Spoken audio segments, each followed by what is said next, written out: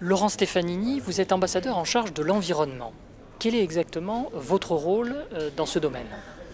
Alors je suis le 4e titulaire de ce poste qui a été créé en 2000 parce qu'il fallait un diplomate qui soit en quelque sorte à cheval entre le ministère des Affaires étrangères et le ministère de l'écologie pour suivre et participer à un certain nombre de négociations internationales. Donc c'est surtout une tâche de coordination interministérielle et de négociation internationale dans le système, disons, des Nations Unies, pour faire court. C'est-à-dire qu'il y a depuis maintenant une vingtaine d'années un certain nombre de conventions internationales qui ont été conclues, à commencer par celles qui ont été adoptées à Rio en 1992, la Convention sur le changement climatique, la Convention sur la protection de la diversité biologique, la Convention de lutte contre la désertification, et puis il y en a d'autres qui sont plus spécialisées, qui rendent nécessaire, en quelque sorte, ce travail diplomatique de négociation, c'est-à-dire d'aller porter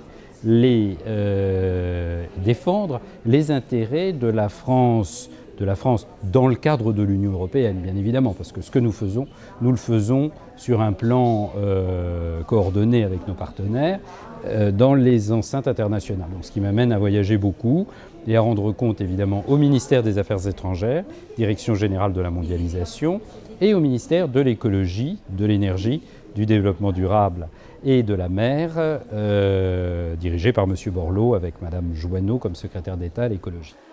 Quelles sont les priorités aujourd'hui de la protection internationale de l'environnement?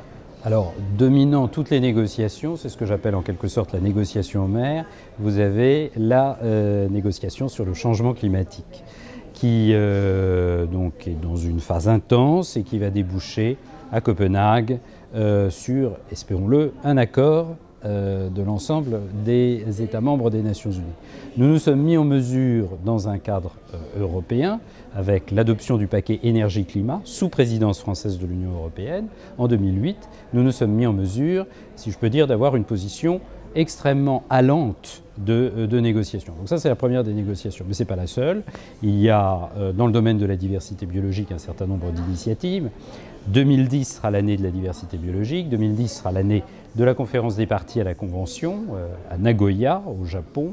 Nous poussons une initiative pour créer l'équivalent dans le domaine de la biodiversité du GIEC, groupe intergouvernemental sur l'évolution du climat dans le domaine du climat, donc une espèce de groupe de coordination des différents réseaux scientifiques qui travaillent sur la biodiversité.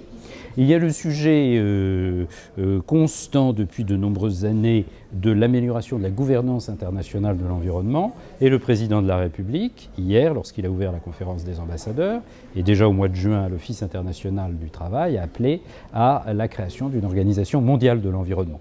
Donc voilà, il y a un certain nombre de chantiers, puis alors ensuite, le nombre de conventions, on évalue à peu près à 500 les conventions internationales dans le champ environnemental, et à peu près à 18 les organisations internationales qui entraînent. Donc c'est d'ailleurs pour ça qu'on a un problème de gouvernance. Ne négligeons pas non plus aussi la dimension très importante du développement durable, de plus en plus aujourd'hui, dans le cadre de tout ce qui se fait dans les institutions financières internationales et au PNUD.